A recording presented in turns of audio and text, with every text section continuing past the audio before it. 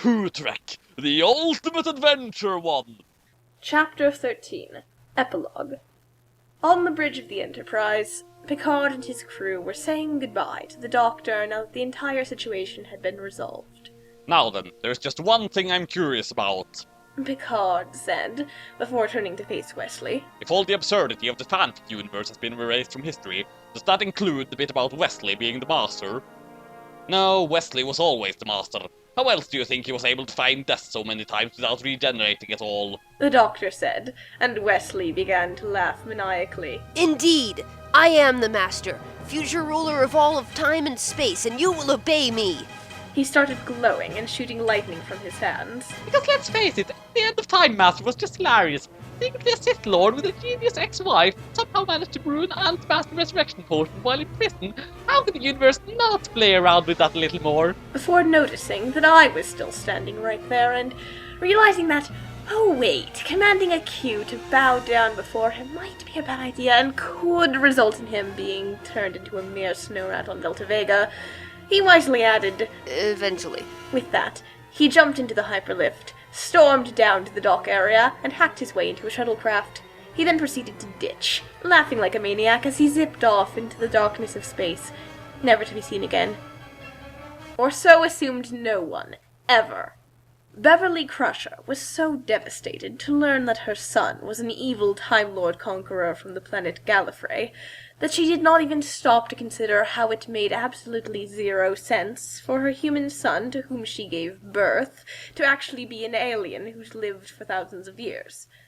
Of course, she could never have guessed that in the earliest stages of her pregnancy, before she was even aware of it, the drifting ectoplasmic remains of a barely alive master passed into the Enterprise while traveling through space, and latched onto the most vulnerable life form as a permanent host.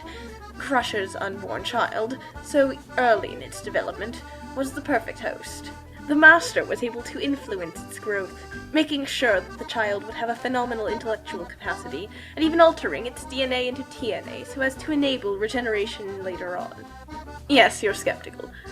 But really, if the Master can turn into an ectoplasmic snake and possess people after being seemingly executed by the oh-so-cautious Daleks. Which did happen in your so-called canon, by the way. Would you really put it past him to hijack the development of an infant? I tried explaining this, but for some reason, I received no thanks, save for a sharp slap across my face.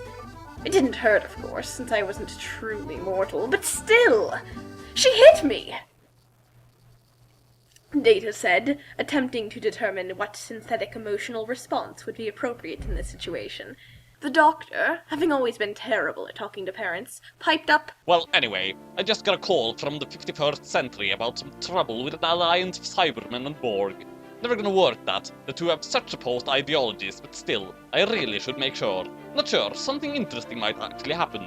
Independent Borg uprising, Cybermen adaptation, possibly unexplainable scientific phenomena. You really never know. I should get going, yes? The Doctor opened the doors to his TARDIS and hopped in. I see. Well, good luck. Riker called as the Doctor started up his TARDIS and left this timeline to save the universe for the billionth time. On his journey, the Doctor ended up running to the Master several more times, and the two had many battles. More often than not, the Master would get away, but there were a few times when the Doctor successfully captured him, only to recognize his appearance as being the same as one of the people who had revealed themselves to be the Master in the fanfic universe. Some of the Masters caused so much trouble that the Doctor was forced to use the TARDIS's chameleon arch to wipe the other Time Lord's memories. He dropped one memoryless Master off in a modern-day alternate universe London with the false identity of being one Sherlock Holmes. And once that one got too clever, the Doctor was forced to wipe the Master's memory again, dropping him in the 24th century to serve Starfleet as Captain James T. Kirk. Yet another one would assume the role of Khan Noonien Singh, who would end up in a fierce rivalry with Kirk without ever realizing that the two were actually the same person, and his two selves very nearly mutually destroyed one another. Another Master decided to settle down in London of his own volition, to be a massive pain in the neck for his Sherlock Holmes self, identifying himself as the consulting criminal, James Moriarty. There was no reason for this, he just thought it would be funny to be an utterly obnoxious and similarly brilliant foil to his past self, since his past self wasn't doing anything too constructive anyway. Eventually Picard would run into Captain James T. Kirk again inside the Nexus, but by that time his memory of the fanfic universe had been wiped by Q so as to keep the universe from getting too inconveniently convoluted. So he did not realize that it was the Master whom he was fighting alongside while preventing Soren from destroying a solar system. This really isn't too important of a detail, but I might as well clarify, because you mortals always seem to need such a crutch, even when it's a simple matter of putting two and two together. After Kirk died and was buried under some rocks, his Time Lord DNA somehow resurfaced, allowing him to regenerate just after Picard left. The other memory-wiped Masters similarly regenerated and regained their memory after their deaths.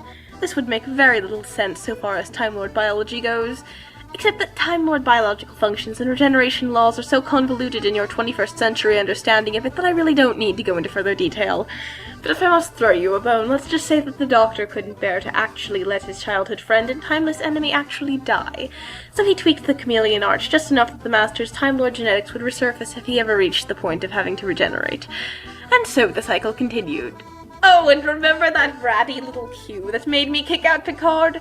Remember how I said I never liked her? She got kicked out of the Continuum. It turns out she got blamed for all that fanfiction stuff, and considering how that little incident almost got us wiped out of existence, it wasn't a difficult decision for the entire Continuum to permanently exile and effectively execute her. Which means, of course, that there was once again a vacancy in the Continuum. I didn't advocate for getting Picard back, of course. I couldn't have my precious Capitan corrupted by the unsavory company I tend to keep. That is to say, the rest of the Continuum. But because the fanfiction universe apparently involved me having unprotected sex with Picard, the Continuum figured that the best solution was to create a brand new Q through a combination of my pattern and Picard's, as it last appeared in the Continuum. Which means that I have to take responsibility for the thing until it's old enough to fully enter the Continuum without its energy being resorbed by all the older, more willful Q. But it isn't like this is the first time.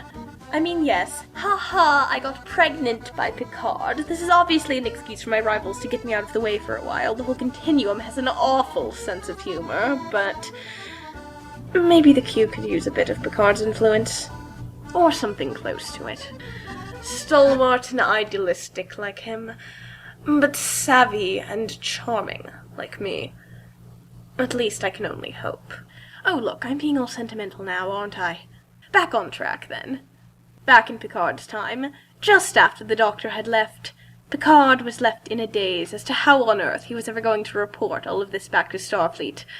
Riker, too, was rather concerned about this. You know, Captain, if we actually report to Starfleet that Wesley was actually an immortal alien set on conquering the universe, they'd probably fire us. Riker said. I know, number one. Picard said, and thought about it for a while. Let's just say he left to join the Traveler. Everyone agreed that this was a good idea, even though it really wasn't. Later, after Picard had recorded his log entry hand-waving Wesley's absence by making up events you human know as being part of the Star Trek Next Generation canon, in which Wesley leaves the series, he saw fit to record a second log entry, not to be heard by anyone else. It was purely for the sake of expressing himself somehow, because dear Jean-Luc knew all too well that keeping his experience bottled up like this would only impair his ability to focus on his career. And so the entry went. Captain's log, stardate 47751.2. We have just parted ways with a mysterious creature known as the Doctor, with whom we have just had a rather unusual journey. It will take me quite a while to explain all that's happened. Let me just start off by saying, at the risk of sounding unprofessional, it was some seriously fucked up shit.